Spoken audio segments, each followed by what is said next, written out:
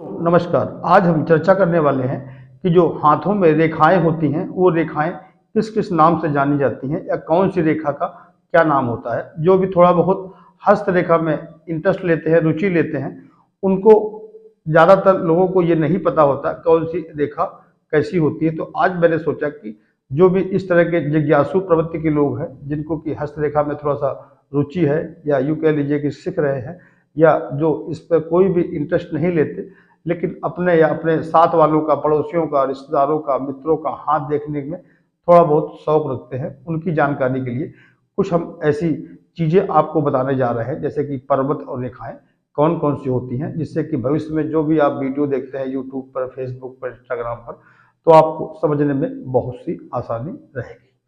अब हम इसी क्रम में आपको बात करने जा रहे हैं। ये देखिए, ये हाथ होता है। अब इस हाथ में जो ये वाली रेखा होती है, ये रेखा, इस रेखा को हम बोलते हैं आयु रेखा। हमें हमारी उम्र कितनी होगी, हमारे जीवन में कोई बीमारी होगी कि नहीं होगी, ये सब देखने के लिए आप ये वाली रेखा देखिए, इसको हम लोग बोलते हैं आयु रेखा। ये रेखा होती है आयु रेखा। अब हम इस आयु रेखा के बारे में जान गए। अब इसी के साथ साथ हम कितने विद्वान होंगे, हमारी सोच कैसी होगी, हमारी जो सोच की प्रवृत्ति होगी वो किस तरह की होगी, अर्थात हमारा मन मस्तिष्क कितना काबिल है, कितना काबिल नहीं है, वो देखने के लिए जो हम रेखा देखते हैं उसको बोलते हैं मस्तिष्क रेखा, जो कि ये होती है। ये देखिए, ये होती है मस्तिष्क रेखा। अब आपको अगर याद ना रहे तो मैं हाथ में लिख दे रहा हूँ, ये होती है जीवन रेखा। ये देखिए, हमने लिख दिया जीवन रेखा। और ये हो गई हमारी मस्तिष्क रेखा। ये हो गई हमारी मस्तिष्क रेखा।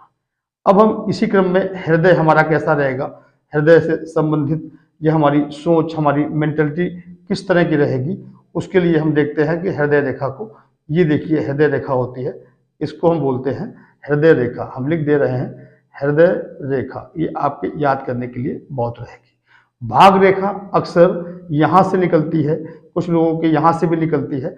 अगर हम एक भाग रेखा की बात करें तो देखिए, ये भाग रेखा, ये कभी कभी सरी पर्वत पर भी ज़्यादातर लोगों को जाती है, कभी कभी ये भाग रेखा सूर्य पर्वत पर भी चली जाती है, और कभी कभी ये भाग रेखा हमारे बृहस्पति पर भी जाती है।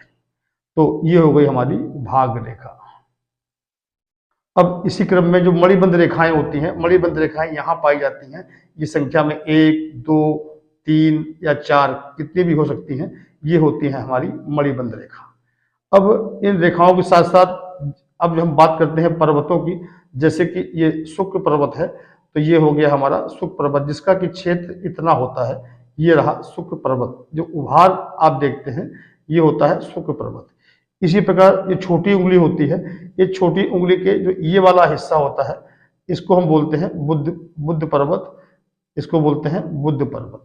और इस उंगली से ये वाला जो हिस्सा होता है, इसको हम बोलते हैं सूर्य पर्वत। यहाँ पर जो रेखाएं बनी होती हैं, जैसे ये बुद्ध की रेखाएं बनी हैं, सूर्य में ये रेखाएं बनी हैं, तो इनको सूर्य रेखा बोलते हैं या इनको बुद्ध रेखा बोलते हैं। इसी प्रकार जो ये पर्वत होता है, इसको हम बोलते हैं शनि पर्वत। ये हो गया हमारा शनि पर्वत।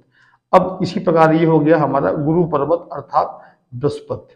तो ये रहा बृहस्पति, ये रहा शनि, ये रहा सूर्य, और ये रहा बुद्ध। अब हम मंगल की बात करते हैं, तो ये मंगल पर्वत है हमारा। इस शुक्र के अंगूठे के इस हिस्से से लेकर जो इधर तक हिस्सा आता है, ये मंगल पर्वत का। ये वाला जो हिस्सा होता है, ये भाग रेखा और ये मस्तिष्क रेखा के जो बीच का जो हिस्सा होता है, ये वाला पोर्शन, ये वाला पूरा पोर्शन, इसको बोलते हैं चंद्र पर्वत। तो मित्रों, ऐसे इस क्रम में हम आपको आज जितना बता रहे हैं, आपको समझ में आ गया होगा थोड़ा बहुत। इसे पढ़िए, नेक्स्ट वीडियो में हम आपको और आगे बताने का प्रयास करेंगे। इससे आपको थोड़ा सा रेखाओं के बारे में समझ में आएगा।